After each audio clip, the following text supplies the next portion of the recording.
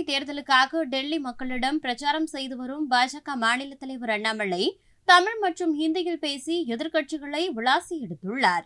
அன்பார்ந்த தமிழ் சொந்தங்களே, உங்களுக்கு தெரியும், இது ஒரு சாதாரண ஒரு தேர்தல் கிடையாது. இது ஒரு மிக மிக முக்கியமான தேர்தல். அதுவும் இங்க இருக்கக்கூடிய தமிழ் சொந்தங்கள் நீங்களும் சாதாரணமானவர்கள் கிடையாது. சேலத்துல உங்களுடைய பூர்வீகம், அதன் பிறகு டெல்லியில 120 ஆண்டுகளாக இங்கே நம்ம தமிழ் சொந்தங்கள் இருக்கிறாங்க. மோடி அவர்கள் ஒரு முறை சொன்னாங்க, சென்னையில தேவேந்திரன் என்கின்ற பெயரை கேட்கும் பொழுதெல்லாம் எனக்கு நரேந்திரன் என்கின்ற பெயர் தெரிகிறது. எனக்கு தெரியும், இங்கே நம்முடைய தேவேந்திர குல வெள்ளாளர் சமுதாயத்தினுடைய அன்பு சொந்தங்கள் இங்க இருக்கிறேன்.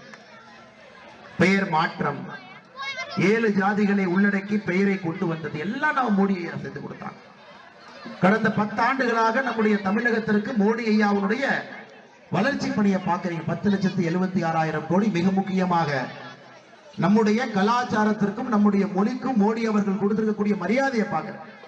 காசி தமிழ் சங்கமம், சௌராஷ்டிரா தமிழ் சங்கமம், பாராளுமன்றத்தினுடைய மைய கட்டிடத்திலே நம்முடைய செங்கோல், இப்படிப்பட்ட பெருமை நம்முடைய தமிழ் சொந்தங்களுக்கு கிடைச்சது. सीट का एक ही व्यक्ति वो सीट का एक ही व्यक्ति लायक है, वो प्रधानमंत्री नरेंद्र मोदी जी. नरेंद्र मोदी जी का ऑपोजिट में कोई व्यक्ति, वो प्रधानमंत्री कुर्सी का कोई व्यक्ति नहीं है. अरविंद केजरीवाल आपका पता है, आज प्रचार कर रहा हूं, जून 1 इवनिंग में तिहाड़ जेल वापस जा रहा हूं. आपका ममता बनर्जी पता है जी, प्राइम मिनिस्टर कैंडिडेट का लायक नहीं है. उद्धव ठाकरे लायक नहीं है, एमके स्टालिन जी लायक नहीं है.